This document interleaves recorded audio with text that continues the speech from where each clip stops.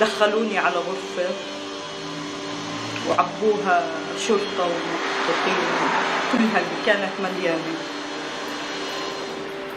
وإجت محققة ست لابسة أسود.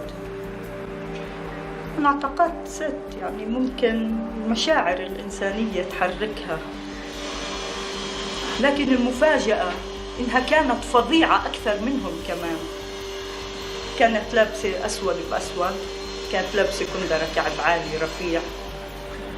طبعا أنا مكلبشة، صارت تدعس ببطني وأنا مرمية على الأرض. كانت تقرص جسمي كله، تقول لي أنا بدي أهلك وأحضرك عشان يجي واحد ينام معك. إيش رح أوعيكي؟ طبعا مش رح تشوعيكي. يجوا شلحوني غصبا عني، عروني بشكل كامل وربطوا إيدي بالكربشات للخلف ورموني على الأرض. These are the words of Aisha Ode and Rasmiya Ode, two freed Palestinian prisoners recounting in a rare interview some of the many episodes of brutal sexual violence they were subjected to while being imprisoned by Israel in 1969. This woman says she was taken to sedate a man and she was nude searched over and over again and filmed, and then she was raped twice by Israeli male soldiers, 2 of them at a time, while videotaping her. This is Kifaya Khrem, International Advocacy Officer at the Women's Center for Legal Aid and Counseling, providing in March detailed accounts of sexual and gender-based violence committed by Israeli forces and illegal settlers against Palestinian women. Between these rare videotaped testimonies from the 1960s and this year's latest accounts lies a decades-long Israeli practice of sexual violence against Palestinian women, mostly undocumented and hidden in silence. Since its violent foundation in 1948, Israel has been using sexual violence as a tool, among many others, to suppress Palestinian resistance. Although these women come from different regions, Gaza, the occupied West Bank, occupied East Jerusalem, the pattern remains consistent. What has changed, however, are methods of assault and the increasing difficulty in proving these acts occurred. הוא תפס אישה, חתיכה צעירה, נכנס לבית אחד, הכין חדר מיטות, מיטה ורצה לזיין אותה. הילדה חזרה, מצאו אותה. אחד אנס שם איזה ילדה בת 16, משהו כזה. Rape and other forms of sexual violence are considered war crimes by the International Criminal Court. However, in the occupied West Bank, sexual assault is defined under the outdated Jordanian Penal Code, which limits rape to penetration by a male organ. This excludes other forms of sexual violence recognized by the UN, such as assault with objects, forced nudity, and sexualized beatings. Many Palestinian women are unaware of the broader UN definitions, which can prevent them from clearly articulating their experiences to UN investigators.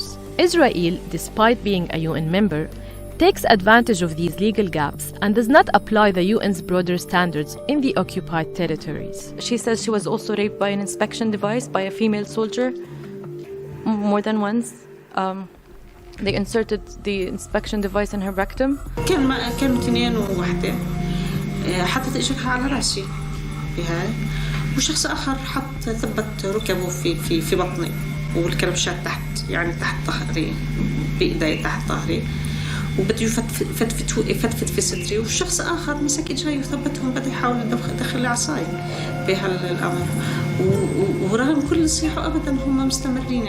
Sexual violence is not confined to detention centers. It occurs regularly at Israeli checkpoints where women face degrading searches and are often forced to expose themselves.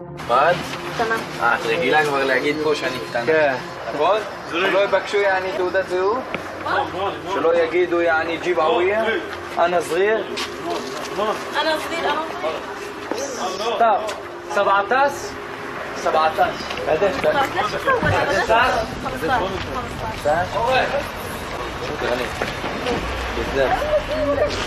عاد بد 19 بعد 5 إذا كوس.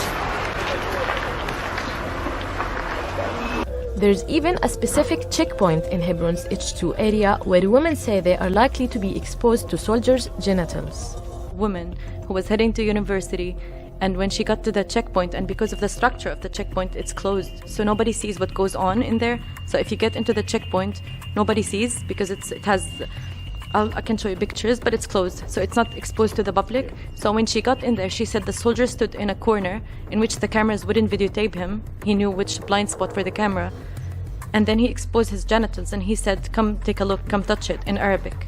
The threat of sexualized humiliation is so pervasive that many Palestinian women avoid going to work, to school, or even outside for daily tasks. Similarly, during home raids, Israeli soldiers have stripped women naked and touched them inappropriately in front of their male family members, often while blindfolded or handcuffed, making sexual gestures and threats. These aren't isolated incidents, they're part of a systemic state-endorsed campaign designed to dehumanize and dominate. اللحظة اللي كانوا معريني ودخلوا أبوي وحاولوا يجبروني أنام معي في التحقيق وأنا معريني، هاي يعني من أكثر اللحظات صعوبة.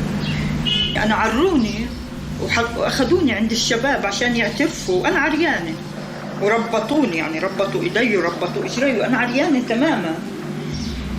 هاي ما كانش في داخلي إنه والله واحد غريب عم بيشوفني أو شو اللي عم بيصير، أو يعني رغم إنه التنتين يعني تعرية وتعذيب أمام الآخرين، بس قدام أبوي لا، كانت المسألة أكثر. يعني كنت أنا يعني خايفة على أبوي، خايفة، يعني هاي قضية حساسة كثير، يعني خايفة يروح فيها أبوي، يعني زي كأنه انضرب إشي أساسي ومهم في داخله. The social stigma surrounding sexual violence in occupied Palestine makes it extremely difficult to document, and the Israeli forces exploit this, knowing most of these women won't speak about the sexual abuse they endured. The story of the Ajluni family, which happened in July 2023. It's when Israeli forces invaded the home of this family and they asked women under the threats of large dogs to undress. It was female soldiers. And they made the women walk around the house naked. One organization reported that and they published that in a newspaper. And then the implication of that was quite catastrophic on the human rights, because we had an interview on the radio with one of the tribe leaders of Hebron, which is a prominent figure of the Hebron society. And the thing he said was, this was a scandal, and this human rights organization shouldn't have exposed these women in such matter. This is one of the reasons women don't talk. But it's not just social isolation that silences these women. Fear of retaliation plays a significant role.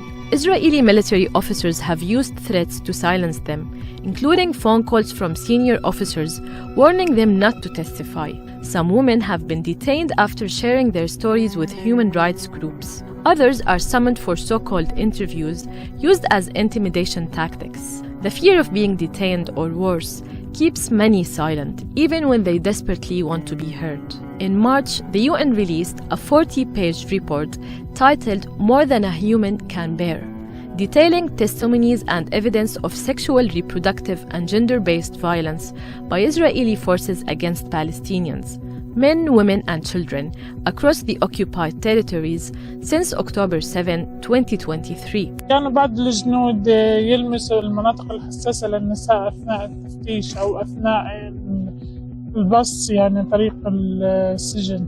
في بنات تم التحرش فيهم في البص. في جندي إنه البنات في منهم لابسين قمصان، فكان يدخل إيده يعني جوا للبنت ويتحرش فيها.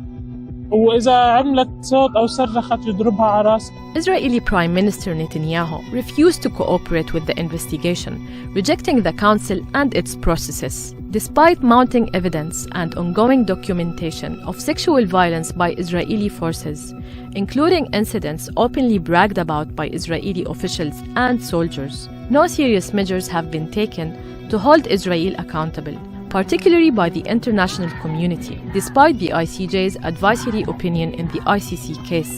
Yet, Israel's impunity persists. كنا نسمع عن دعايات الصهيونية وهم يحكوا عن النازية وأشكال التعذيب لليهود، لكن حقيقة اللي شفته وعشته لحظة بلحظة كان أفظع من أي نوع من التعذيب اللي كانوا بيحكوا إنهم هم تعذبوا من قبل النازية. كان تعذيب فظيع. بتذكر إنه في الألم بيطلع من باطن الأرض بيجي هيك من جسمي بيطلع زي الزوبعة بيوصل للسماء، كأنه كل الظلم اللي في التاريخ البشري وقع من قبل البشر على البشر كنت أحسه كله بيتجمع في هذيك الليلة، بينصب هم أعمالهم بكموا وبينصب علي.